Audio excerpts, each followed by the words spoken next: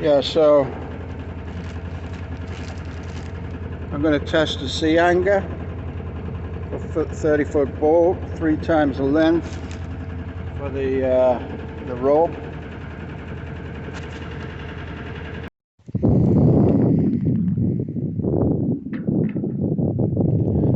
Okay, so I wanted to take a break, so I put the sea anchor out and I reversed onto the sea anchor. It's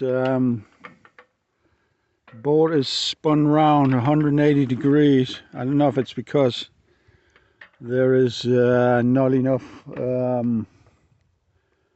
current, but I'm starting to think about pulling it in because I don't want it getting wrapped around the bottom of the boat, the propeller or anything like that.